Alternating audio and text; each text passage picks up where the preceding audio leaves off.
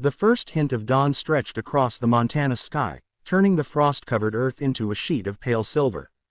Elijah Mercer stepped out of his cabin, tugging his coat tighter against the cold. He had woken earlier than usual, stirred by a feeling he couldn't name, an old instinct from his ranching days, a sense that something wasn't as it should be. Dustfire's soft, unsettled snort from the barn only sharpened that intuition. The big chestnut stallion wasn't a quiet horse. He pawed, snorted, demanded attention whenever he sensed movement. But this morning, the animal stood unusually still beneath the cottonwood tree, head lowered, ears pricked forward as if watching over something precious.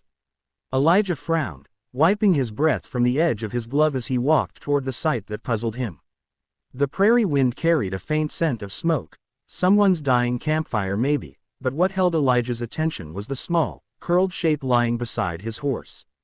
At first he thought it was a pack or a fallen bundle of saddle blankets. But Dustfire wasn't the type to stand guard over gear. Elijah slowed, boots crunching lightly through the thin layer of frost.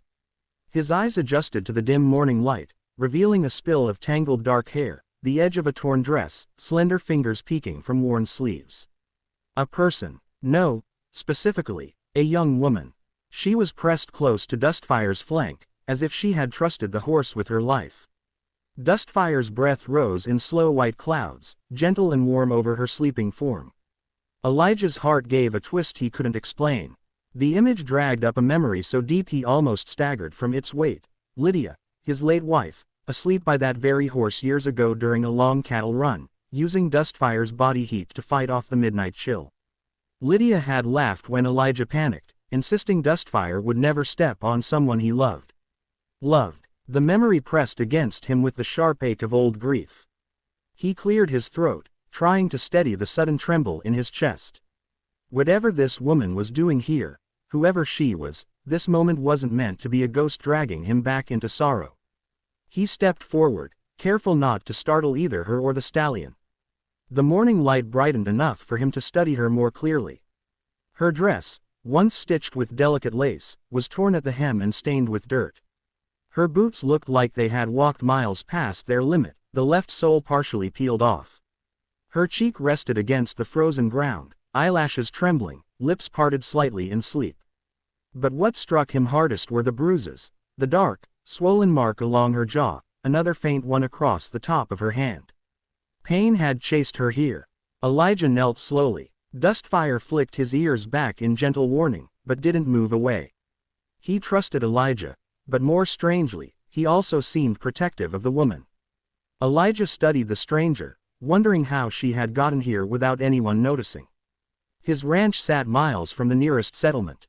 Very few travelers wandered this far without purpose. It made no sense, unless she had been running from someone, or something. He reached out with a cautious hand, prepared to wake her gently. And then she whispered, "Lydia." The name slipped from her lips so faintly that Elijah might have dismissed it as the wind, if it hadn't been a name carved so deeply into his soul that he could recognize it in a storm. His breath caught. Dustfire shifted, snorting softly, an odd sound that vibrated with familiarity. Elijah froze, his hand suspended in the air. No one spoke his wife's name around him anymore. People avoided it like a fragile relic, sacred, untouchable. To him, it was both a blade and a bomb. Hearing it now, from the mouth of a stranger, felt like being struck in the chest.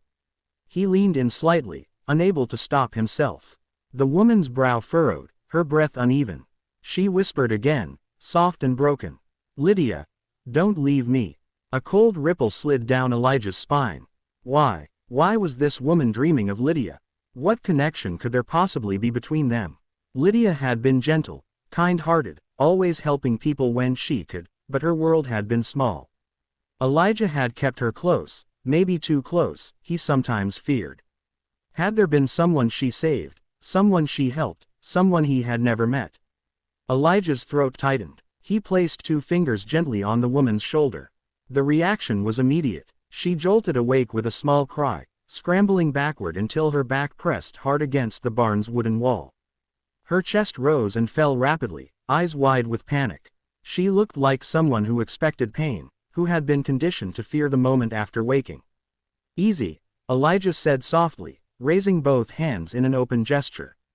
You're safe. No one's going to hurt you. But her gaze flicked past him toward Dustfire, scanning him first for danger, then for reassurance. The horse stepped between them slightly, lowering his massive head toward her. She reached trembling fingers to touch his neck. The moment her hand brushed the warm, familiar hide, her panic faltered.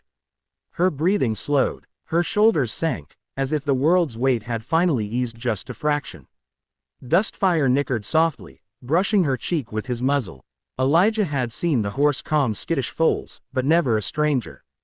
This was different. This was recognition. Elijah watched carefully. You know horses. She swallowed hard, pulling her tattered coat tighter around herself. I know this one. Her voice cracked. I remember him. Elijah felt something twist inside him again, something he didn't understand. Dustfire had known very few people intimately. Lydia, himself, a handful of ranch hands. How could this woman possibly recognize him? He crouched again, this time slower. You wandered onto my ranch, he said quietly. Near Cold Creek. She nodded as if trying to place the name, but her eyes looked distant, like she was searching for memories half buried in fear. I'm sorry, she whispered. I didn't mean to trespass. I was just trying to find someplace safe. Elijah studied her face closely. Pain lived there, loss, exhaustion, and something else, something like disbelief that she was still alive. What's your name? He asked gently. She hesitated a moment, as though names were dangerous things to give away. Mara, she said finally. Mara Ellington, widow of Daniel Ellington. The surname didn't ring any bells, but that wasn't unusual. Homesteaders passed through these lands often. Some stayed, most didn't. But the bruises told Elijah everything he needed to know. She hadn't been widowed long, or not peacefully. He took a slow breath. Mara, he said carefully, you spoke my wife's name in your sleep. Lydia, why? Mara's eyes filled with tears instantly, the kind that rose so fast they had no time to fall. She pressed a trembling hand to her mouth as if trying to contain the emotion breaking loose. Because, her voice wavered, your wife saved my life once. Elijah felt the world tilt beneath him. Dustfire exhaled heavily, nudging both of them as though urging the truth between them forward. And Elijah realized, this stranger was not here by accident. Fate had brought her to his door, carrying a piece of Lydia he never knew existed.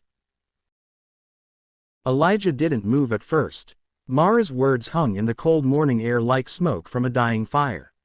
His wife, Lydia, gone 3 years now, her memory still tender as an unhealed wound, saved this stranger's life. How? When? Lydia had been warm-hearted, yes, but she rarely left the ranch. She was gentle, quiet, fiercely loyal. And yet the way Mara had whispered her name in sleep, soft, desperate, familiar, was not something one imagined. It was the kind of whisper torn from a memory, not a dream. Mara stood shakily, using Dustfire's flank to steady herself. She kept her gaze low, avoiding Elijah's eyes as if she feared what she would see in them. Shame clung to her posture, her shoulders curled inward, not from the cold but from the weight of something she had carried far too long. Come inside, Elijah finally said, his voice gentler than he expected. You need warmth. And food. Mara hesitated as though stepping into anyone's home required courage she no longer had. But Dustfire nudged her forward, and that seemed to give her permission. Elijah offered his arm out of instinct, but she flinched before catching herself. Slowly, she shook her head and whispered, I can walk. He respected it. He stepped back, giving her space, and led the way to the cabin. The morning sun spilled over the land, melting patches of frost as they walked. Elijah found himself glancing back more than once just to make sure she was still following. Her limp was slight but noticeable, each step stiff with pain. She didn't complain. Inside, the cabin was warm from the embers he'd stoked before dawn. Mara paused at the threshold, staring at the room with an expression he couldn't quite name. Was it longing? Or was it the ache of seeing a home when she no longer had one? He motioned to the wooden chair near the hearth. Sit. She obeyed slowly, lowering herself with careful movements that told Elijah her injuries ran deeper than visible bruises. He poured water into a kettle and set it near the fire. The silence between them thickened, not uncomfortable but heavy with unspoken questions. Mara's eyes drifted over the room, old photographs, shelves of Lydia's books, the wool blanket Lydia had knitted draped across the sofa. Finally, her gaze settled on a framed sketch above the mantel. Lydia, smiling softly, sketched by a traveling artist years ago. Mara's breath hitched. She lifted trembling fingers to her lips. That's her. Elijah swallowed. You knew her, he said quietly.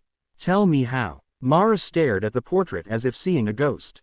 Slowly, she nodded. I met Lydia 3 years ago.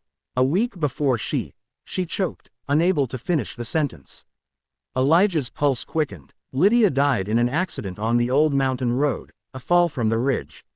They said she'd gone to gather herbs for healing teas. But Elijah had always wondered why she'd ventured so far alone. Mara closed her eyes, gathering strength. I wasn't always running, she whispered. I had a home once. A small one. Daniel, my husband, was a good man. Kind. Until sickness took him. After he died, I was left with land that men far crueler wanted. Men who believed a widow had no rights. They wanted my property. When I refused to sign it away, she lifted her bruised wrist slightly. They made sure I understood the consequences. Elijah's jaw flexed with anger. He'd seen the kind of men she described, vultures disguised as neighbors. One night, Mara continued, voice trembling, I ran. They chased me. I didn't know these lands, and I ended up near the mountain ridge. It was dark. I was starving. I thought I was going to die out there. Her eyes drifted toward Elijah's. And that's when Lydia found me. The breath punched out of Elijah's chest. She found you. Mara nodded. She put her lamp down beside me, wrapped her coat around my shoulders, and helped me stand. I remember her voice. She told me I wasn't alone. Tears welled in her eyes. She brought me to a safe place, a small shed near the ridge, and tended my wounds. She made tea from herbs she said she gathered for you. Elijah's heart twisted painfully. Lydia, his Lydia, helping this frightened woman in the dark, while he slept comfortably at home. But the men were close behind, Mara whispered. They would have found us. Lydia. She distracted them. Led them away from me. She shook her head, guilt breaking her voice. They never found me. But she didn't come back. The room felt suddenly smaller. Elijah gripped the arm of the chair beside him to stay upright. He had spent years believing Lydia's death was a tragic accident. But this was different. This was sacrifice. His wife had died saving someone else. Mara wiped her tears. I buried her, she whispered. Not far from the ridge. I didn't know your name or where you lived, and by the time I returned to the nearest town to ask, the men were looking for me again. So I ran. I've been running ever since. But I remembered her horse. I remembered Dustfire. The way she talked about him. I thought if I ever found him, maybe I would find safety again. Elijah sank slowly into the chair across from her, the weight of her words settling deep. Lydia had always said she wanted her life to mean something. To help someone who needed it. Elijah had never understood how deeply she meant it until now. The kettle began to whistle softly. Elijah rose, poured hot water into 2 tin cups, and handed one to Mara. She accepted it with both hands, fingers shaking from warmth and emotion. I don't know what to say, Elijah murmured. You don't owe me anything, Mara whispered. I'm the reason she. No, Elijah cut in sharply, voice thick. Lydia made her own choice. She always did. He stared into the fire, memories flooding him. Her laughter. Her stubborn kindness, the way she had believed goodness was worth any risk. And she would hate the idea of you blaming yourself. Mara sobbed once, softly. Elijah looked at her, really looked at her. Not as a stranger, but as someone carrying a piece of Lydia he never knew he still had. Stay here, he said quietly. As long as you need. No one will hurt you here. Mara looked up through tears. Why? You don't know me. Elijah's voice softened. Because Lydia did. Mara's shoulders trembled with silent gratitude. For the first time in years, she looked like someone who could finally breathe. Outside, Dustfire neighed softly, as if he too understood that something lost long ago had just found its way home. And inside the small ranch cabin, 2 broken lives, tied by the love and sacrifice of one extraordinary woman, began to stitch together the fragile beginning of something neither of them expected.